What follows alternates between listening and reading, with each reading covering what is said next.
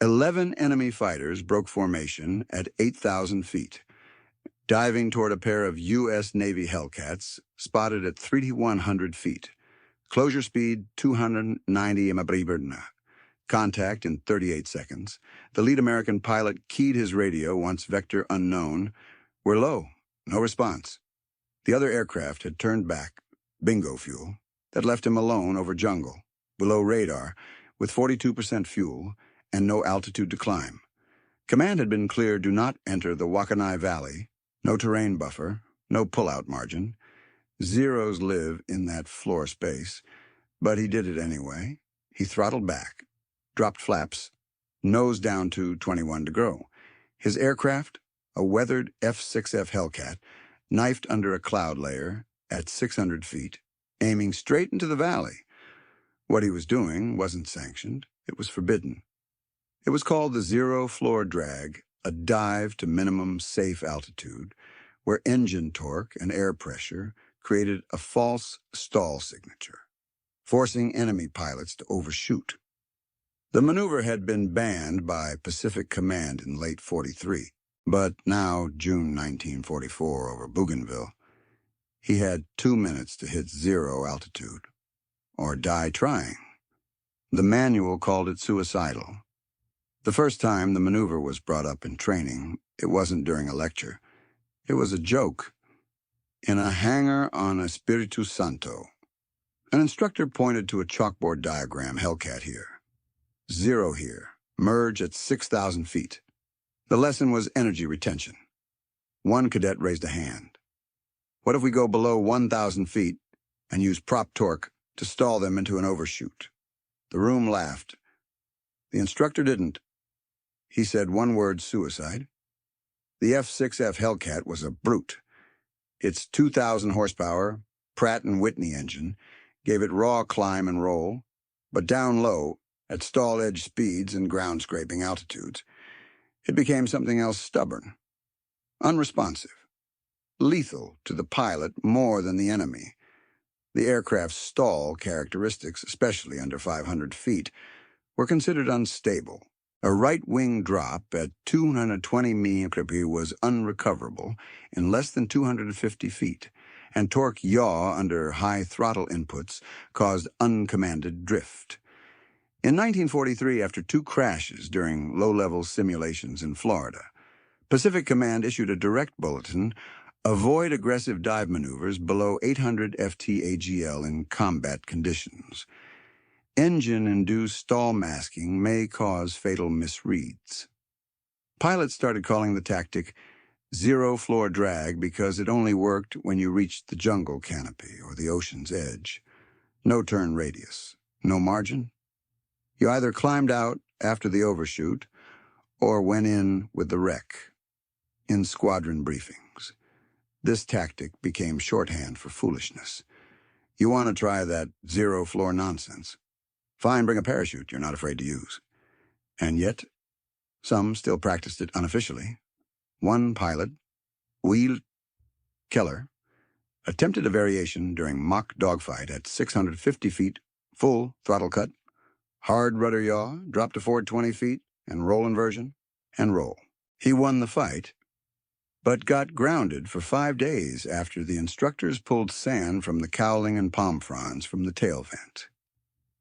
Fighter Group 36 issued a note later that month. No further demonstration of zero-floor evasions permitted. Trajectory overlap with terrain vectors creates unacceptable risk. Do not replicate. But the seed was planted. Every Hellcat pilot knew the risks of fighting low. Every one of them was taught never to trade altitude for angle unless you could guarantee the kill. But in actual combat, when the enemy came from above and the radio went silent, theory bent, and sometimes what was banned became the only choice left. That's what happened over Bougainville, because when the radar pinged 11 zeros and only one Hellcat was in position to respond, the order to hold altitude became a death sentence.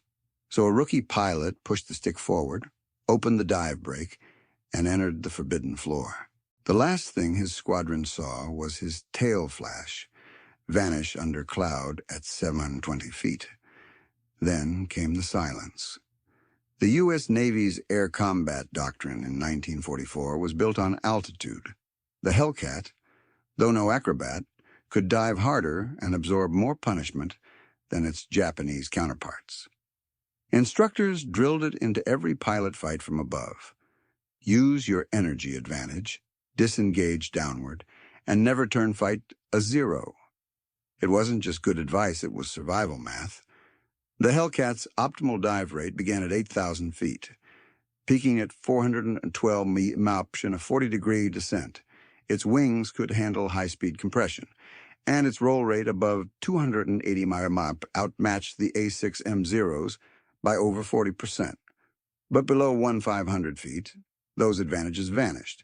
Engine torque became a liability. Control surfaces stiffened. The Zero's ultralight frame, unrestricted by armor, turned tighter and accelerated faster in low air density. So the doctrine was simple: stay high, dive fast, climb away. The only problem, the enemy had adapted. By mid-1944, Japanese air groups were baiting Hellcats into low-level pursuits. Zeros flew slower, dragged fights into valleys, and used terrain masking to appear and vanish. American patrols began to encounter disappearing bands groups of Zeros flying below 800 feet, ambushing from rivers, ravines, and jungle folds. That's where the flaw in doctrine showed. The Hellcats' raw power meant little if the fight started too low to dive, and down there. Turn rate and acceleration, not armor, ruled. Yet even in these traps, there was one opportunity. The Zero's Achilles heel was speed bleed. In a sharp turn or vertical pull, the A6M lost airspeed, fast over 50 mph per second, in a full loop. If it couldn't finish the maneuver in under 900 feet, it stalled. That was the key, but exploiting it meant going lower. The zero floor drag wasn't part of any Navy flight manual because it violated everything about safety margins. It required the Hellcat to dive below 500 feet, cut throttle at the bottom of the arc, and create a brief stall-like signature while still under control. The move wasn't elegant, it was violent, dirty, high risk. But if a Zero followed, it would overshoot. Guaranteed. The problem was simple. Most pilots never lived long enough to try it twice. That's why command called it a myth. That's why squadron leaders said you'll get one pass and a funeral. But in theory, the Zero floor turned the Hellcat's greatest weakness, its heavy frame and slow turn rate, into bait, because the Zero didn't know it was chasing a stall until it was too late to pull out. That was the trap. And that was the maneuver the rookie over Bougainville was about to force into reality. But first, he had to reach the floor alive. The radar station at Torquemada gave the call out at 8:06 hours bogies. 11, bearing 275 Angels 8, closing fast. That meant 11 Zeros at 8,000 feet, heading east toward U.S. fighter patrol zones. 2 Hellcats were in position at 3,000 feet, flying a sweep leg at 240 mph, roughly 9 miles southeast of contact. It wasn't a dogfight yet, but the map geometry said it would be soon. The rookie, call sign Boxcar, had just split from his element leader due to radio interference. He was at 3,150 feet, throttle at 85%. On a heading that paralleled the jungle ridge known as the Kivili Spine, a series of knife-edged valleys and shadowed terrain that left little room to turn. He heard the radar call and looked west. Black dots, 11 of them, descending fast. He had 38 seconds until merge. From above, the Zero split into 2 waves. 5 tucked left in a shallow descent. 6 broke into a steeper dive, spearheading toward Boxcar's sector. He could run. That's what the manual said. Dive away, drag them east, climb when safe. But at 3,000 feet, dive space was minimal. The jungle floor below was at 300 feet elevation, with trees rising another 80 feet. Effective floor 220 feet, AGL. Any dive needed to be planned with at least 500 feet of recovery margin, and he didn't have that. Instead, boxcar nose down. He wasn't running. He was baiting. Throttle to idle. Nose pitched to 18 degrees. Airspeed climbed from 240 to 284 mph in 6 seconds. He aimed not at open air, but toward the Kavili Gorge, a narrow river valley that bottomed out at 160 feet above sea level, lined with trees and cliffs on either side. No safe pullout if you misjudged it. The Zeros saw it, and they committed. Their dive angles steepened to 42 degrees. Airspeed approaching 330 mph. The lead three locked in on boxcar's tail. The gap was closing 2,100 yards and shrinking. His window to escape or maneuver had collapsed. He crossed the lip of the gorge at 590 feet. Trees blurred past.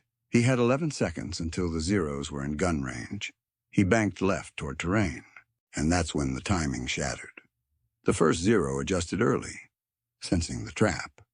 The others followed, but from higher up, with less space to maneuver.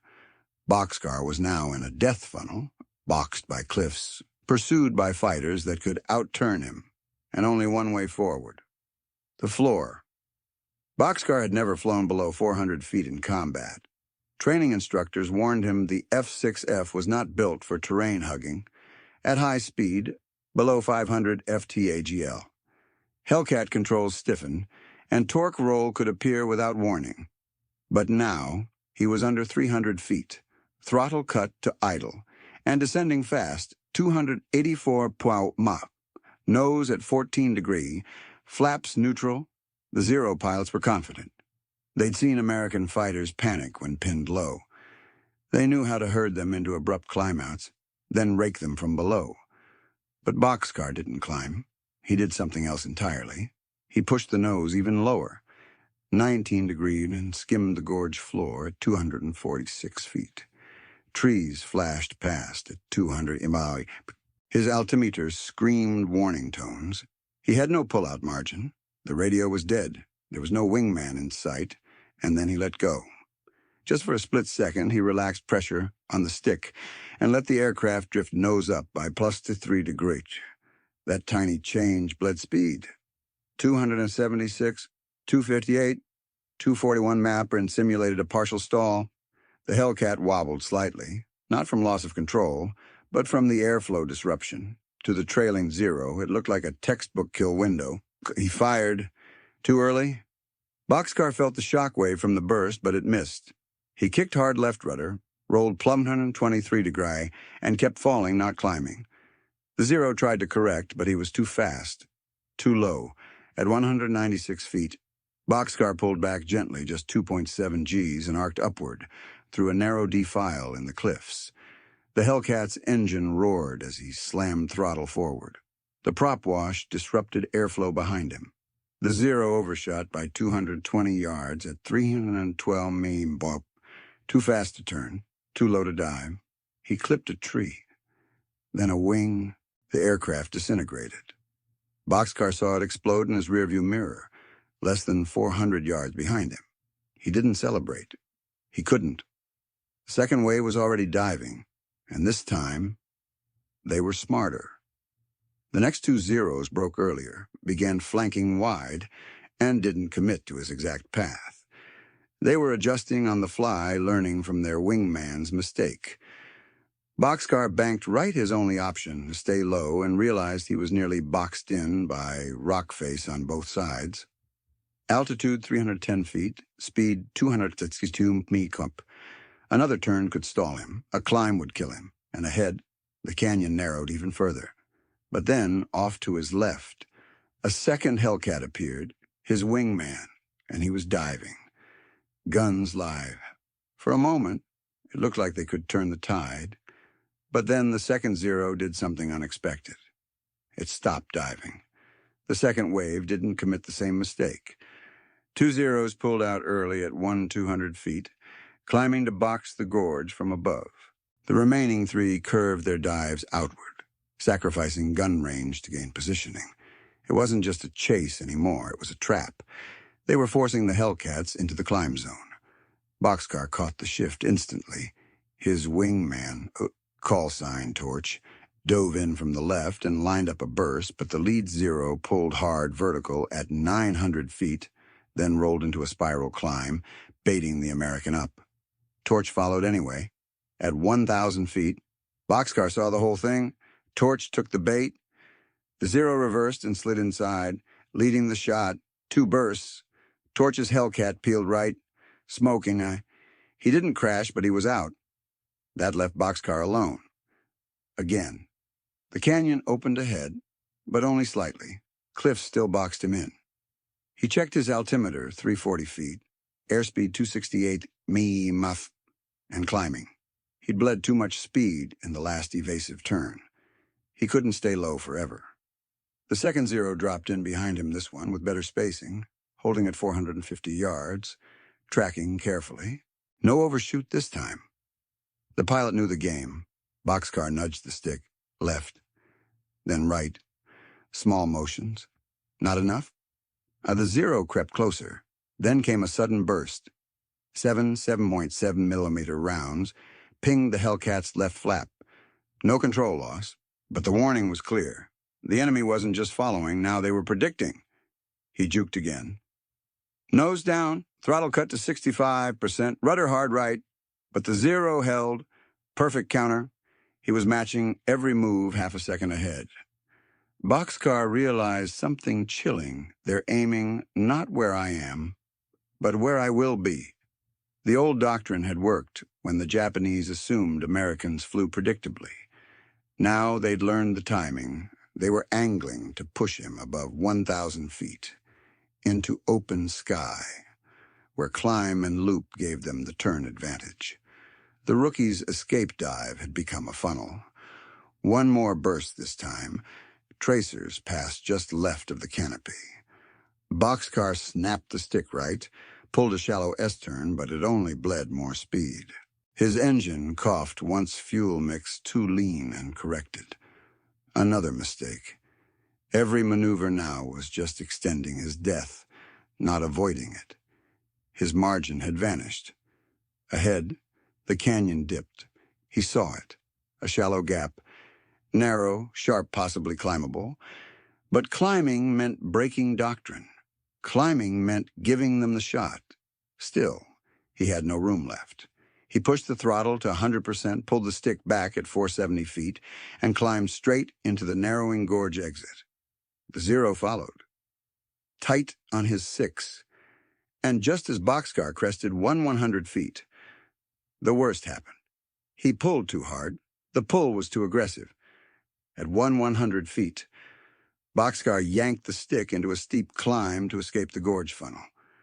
His angle of attack surged past 18 degrees, and the G-load spiked 4.3 Gs in under 2 seconds. His vision narrowed to a gray tunnel. The Hellcat's controls stiffened, and airflow began separating from the wing roots. His airspeed, already low from drag turns, dropped from 254 per Europe to 216 per in 4 seconds. Then came the blackout. Not full loss, but worse, a moment of partial grayout where horizon, heading, and position all blurred. The altimeter needle stuttered at 970 feet, then 880, then dropped sharply. He wasn't climbing anymore. The stall horn shrieked a banshee wail. His Hellcat's left wing bucked. The high G-pull had disrupted lift symmetry. The airflow detached on the left first, creating a rolling stall. The plane twisted. Not a spin knot yet, but a sharp, nose-down yaw that sliced left and down in an uncontrolled arc. He dumped the throttle to idle, slammed right rudder, and eased back pressure on the stick to prevent a snap roll. It didn't stop the fall. The ground spun upward. He passed 640 feet, then 490 too fast for a safe recovery.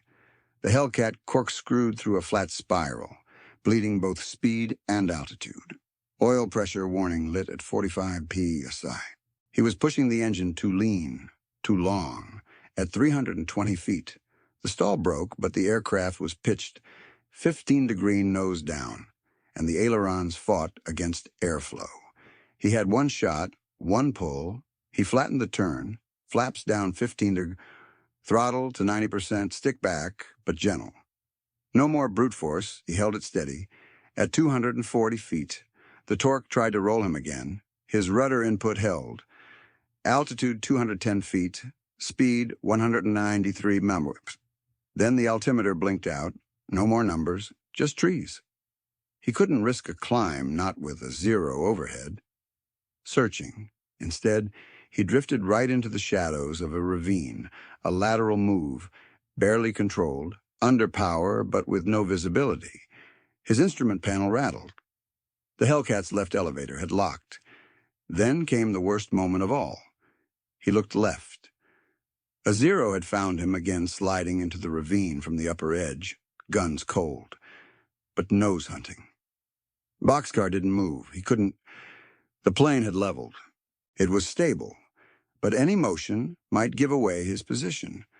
For 3 seconds, the Zero paralleled him. Then it pulled up uncertain.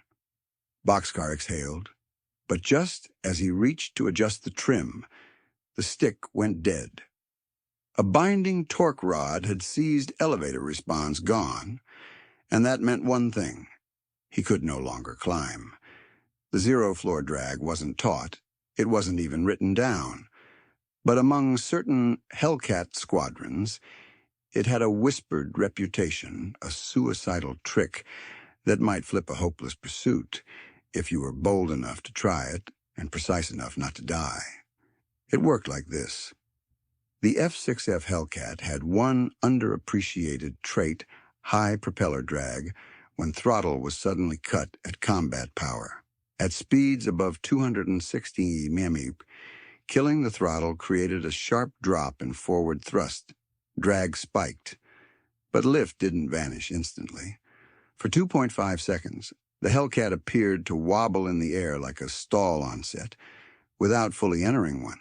Combined with full rudder input and a slight pitch variation, it gave the illusion of a stalled or damaged aircraft, something no Zero pilot could resist. It only worked below 600 feet AGL. The ideal altitude was 280 to 350 feet low enough that the enemy committed to a gun's pass, but with just enough margin to execute a recovery pull if done correctly. The maneuver had 4 phases. Initial dive set up throttle at 90%. Airspeed rising past 260 Mach. Flaps neutral, slight negative pitch. Throttle kill and skid. At 280 UF, throttle cut to 0%. Rudder hard right or left depending on terrain, causing a lateral drift or yaw that mimics stall spin onset. Deception window. For the next 3 seconds, the Hellcat becomes a false target. The pursuing Zero, expecting a full stall, pushes into gun range at overshoot speed, often above 310 mph, and commits to a straight firing path. Recovery and angle reversal. At 190 to 20 feet, the Hellcat re-engages throttle to 60 to 80%. Pulls into a low G recovery arc, ideally under 2.5 Gs, and rolls inverted, or into a climbing turn behind the overshooting fighter. Why it worked? Because the A6M-Zero's biggest flaw was energy retention. In any hard maneuver at low altitude, it bled speed faster than the Hellcat. Once a Zero dropped below 220 mph in a horizontal or climbing turn, it became a floating target. The zero-floor drag exploited that exact moment. Why it was banned? Because mistiming any of those steps, even by half a second, meant unrecoverable stall, terrain collision, or being left flat-footed in front of the enemy's guns. 2 pilots were killed in late 1943 during attempts to replicate it. No camera footage existed, no validation, only whispers. Boxcar hadn't studied it. He'd flown it instinctively, too low to turn, too slow to climb, too proud to die. His failed pullout had turned into the setup for the exact conditions the zero-floor drag needed. Now, crippled and trapped below 200 feet, with a locked elevator and 1-0 still hunting him from above, he'd have to try it again, not to kill, just to survive. Boxcar's stick was frozen in pitch. His elevator torque rod had locked.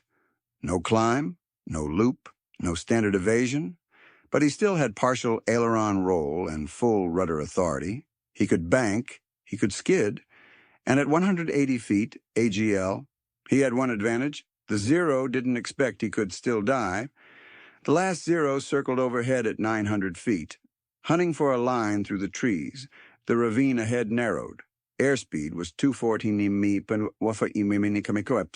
climbing slowly. If he stayed level, he'd be boxed in. If he climbed, he'd be shredded. There was only one path left, straight down. Boxcar yanked throttle full, then 3, 2, 1, kill power. The engine growled, then choked. Throttle to idle. He kicked hard right rudder and rolled +127, forcing the Hellcat into a shallow, diagonal dive at 11 degrees, nose down toward the floor. Speed surged 214, 238, 257. The maneuver had started. To the zero above, it looked like panic. A stall. A mistake. The American was giving up. The zero dove. Boxcar bled throttle to full idle, feathered the prop slightly, and let the airframe yaw left. Wind resistance tore at the tail. The Hellcat entered a false skid airspeed down to 246 sept, but descent held. Altitude 142 feet AGL. The zero closed from above, distance 600 yards, then 400, then 300. He was faster, 284 millipop, lined up perfectly. Boxcar waited. Airspeed ticked down 241 millipop. Altitude 128 FT. Engine temp dropped 6 degrees. The cooling effect of the idle cut, just like the trick needed. 200 yards. He slammed throttle to 60%, kicked opposite rudder, rolled left to 18 degrees, and fired a half-second burst. Now, the zero was too fast to adjust. Its nose dipped as it tried to correct. But it was late. Boxcar's burst clipped the lower fuselage, then the tail. Shredded fabric. No fire, no explosion, just a severed rudder and collapsed pitch. The zero skipped like a stone, struck a tree at 160 map, and disintegrated into the ravine floor. Boxcar pulled out not up, but sideways, into a low yaw escape, flaps semi-deployed. He had altitude 117 feet, engine power climbing past 74%, oil pressure stabilizing, airspeed 223 mph and rising. Then came the roar behind him, another zero. No, just the wind. He banked hard left, cleared a tree line, and broke into open valley airspace. He'd burned 31 seconds of full vulnerability to buy one kill and escape the canyon. The altimeter finally stabilized at 240 feet. But now came the reckoning. His engine temperature had spiked to 331 degrees during the drag dive. The oil mix was off. He'd been on idle too long. Fuel 13% remaining. He could climb, he could run. But there was one problem. He wasn't sure his flaps would retract. The ravine vanished behind him, but the damage it caused followed. Boxcar was clear of terrain, flying level, at 240 feet, AGL, nose up +2 degrees, airspeed 231 mph. He nudged the flap control lever. Nothing. Again. Still nothing. The flaps were stuck half-deployed at 15 degrees, killing top speed and eating fuel. He checked the gauge, 13% fuel remaining, or roughly 40 gallons. At this throttle setting, with drag-induced consumption spiked, he had just under 6 minutes of powered flight. The oil pressure sat at 48 psi, borderline safe, but cylinder head temp blinked yellow, 331 degrees course and climbing. The extended idle and overheat dive had stressed the engine's cooling baffles. Another climb could push it into red line. He banked left toward the coast. That meant risking detection from high-flying zeros regrouping overhead, but it was the only vector with open terrain and known Allied positions. The nearest strip, Tarracona Auxiliary 2, was 18 miles east. His wingman, Torch, had disappeared after that vertical trap. Radio static still filled the channel.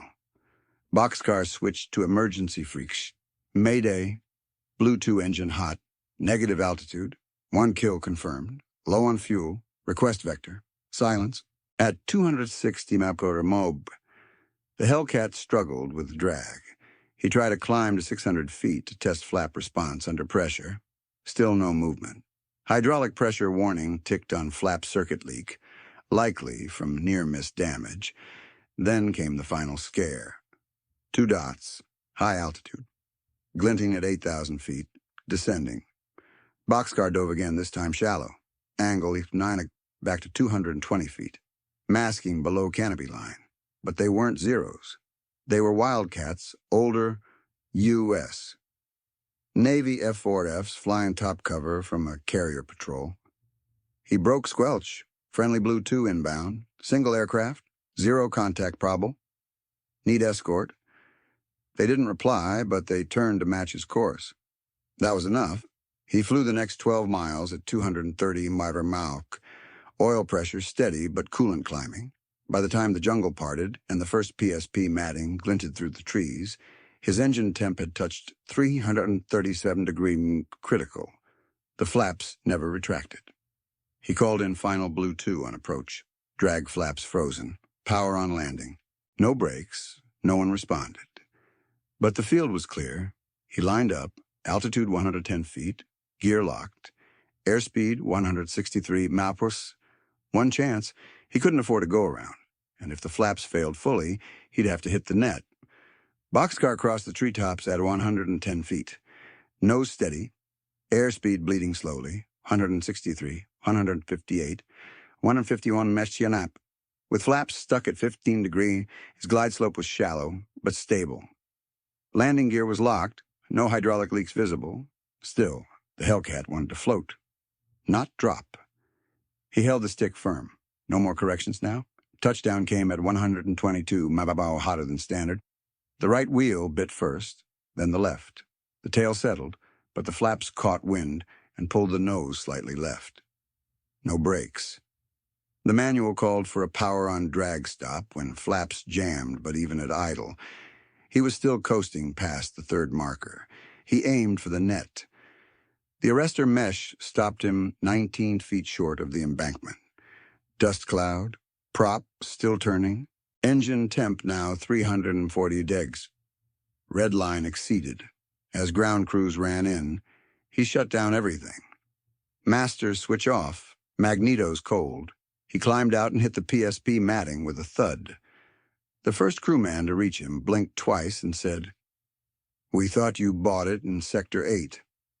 Boxcar didn't answer. He walked straight to the debrief tent. 15 minutes later, a senior operations officer stood in front of a chalkboard, chewing a pencil. You lost your wingman, broke patrol line, and entered a banned airspace corridor without contact. You got flap damage, engine stress, and a red line power plant." Boxcar nodded. "You know what that adds up to." He didn't reply. The officer finished the sentence. "A hell of a story I can't officially report." There were no gun camera films. His tail-mounted camera had burned out from heat exposure after the dive. The wreckage of the 2 Zeros one exploded. One, shredded in the ravine, was later spotted by recon, but never confirmed as kills. The flight log read, "Pilot returned with airframe damage, flap lockup, and overheating due to evasive action. Claimed enemy contact." The part that wasn't recorded, the maneuver, there was no mention of 0 floor drag, no record of the false stall yaw, no formal inclusion in training manuals. The tactic remained unspoken, undocumented, and technically forbidden. But in the mess hall that night, pilots whispered. He dropped below tree line and made them overshoot. They followed him too low and vanished. He didn't dodge, he dragged them. The instructors denied it. Command issued no change. But the term came back quietly. Floor drag, used in only the worst-case briefings. If you're too low to run, too slow to climb, and too proud to die try the floor drag. Unofficial, unrepeatable, undeniable, but someone still tried to bury it. Next morning, Boxcar's Hellcat was reassigned, then pulled from flight duty. The flap assembly was removed, the oil readings scrubbed. By the time he returned from breakfast, it was gone. Not written off, not logged, just gone. The Hellcat that Boxcar flew that morning. Bureau number 41698 never reappeared in squadron rotation. No maintenance logs, no post-action reviews.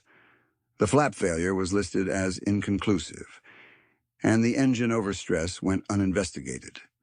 On paper, the flight had never deviated from patrol corridor, but among pilots, the story spread anyway. By July 1944, within 3 weeks of the incident, flight instructors at Henderson Field added a new line to their Canyon Patrol orientation brief. If you're forced into terrain, you ride the floor, and you don't climb unless you've got space behind you. Think drag low, recover late. They never said zero floor. They didn't have to. Pilots knew. At least 4 combat squadrons, VF-21, VF-27, VF-38, and VF-79 began conducting unofficial, low-speed dive skids during afternoon training. No forms, no debriefs, just a quiet, repeated drill called ditch stall escape, always at 300 feet, always followed by a rudder roll. By August, aerial kill reports began noting a strange pattern. Japanese Zeros were overshooting Hellcats more frequently below 500 feet, even when American aircraft had no speed advantage. One after-action log from VF-27 read, "Enemy fighter committed to close pursuit. Our pilot initiated hard dive and yawed. Bandit passed and crashed. No shots fired. No official maneuver name was attached. But internally, instructors had a term now. They called it the boxcar curve. It wasn't regulation. It wasn't repeatable.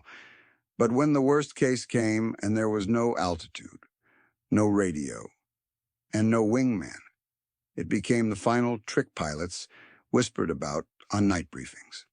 No manuals, no diagrams, just, if it's behind you, and you've got the guts, kill your throttle and let him go too far.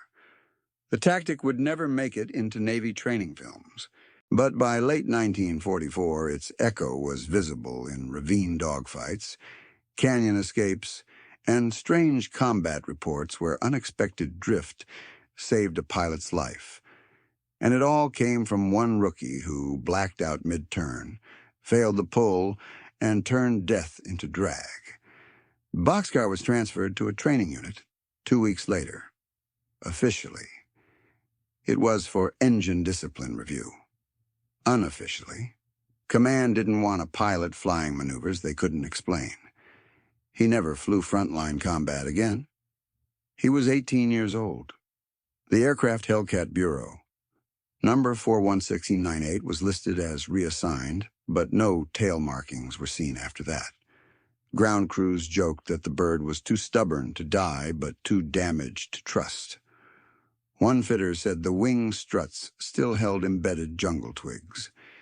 It likely ended its life as a parts donor, but the maneuver it survived. Not in name, not in manual, but in instinct. By the final year of the war, over 24 confirmed combat reports listed evasions under 300 feet, featuring sudden throttle cuts, rudder yaws, and fatal overshoots. Pilots never called it zero-floor drag. They didn't call it anything. They just used it when it was the last thing left. Boxcar left the Navy in 1946. Never filed for commendation. Never claimed a kill. He became a crop duster in Iowa. And the only time he ever talked about the flight, he said one thing: I wasn't better than them. I just ran out of sky slower than they did. The tactic vanished after 1945, killed by altitude radar, missile combat, and airframes that no longer needed tricks to survive. But the logic behind it, The willingness to weaponize a stall, to fake a weakness so perfect that it became a strength that logic still echoes in the most desperate turns. Because every now and then, when a pilot finds himself too low, too slow, and out of time, the ghosts of the Pacific still whisper. Let him pass. Your mission, log your briefing, set your map, measure your floor, and if it all falls apart, throttle to idle, rudder hard, and drag him down with you.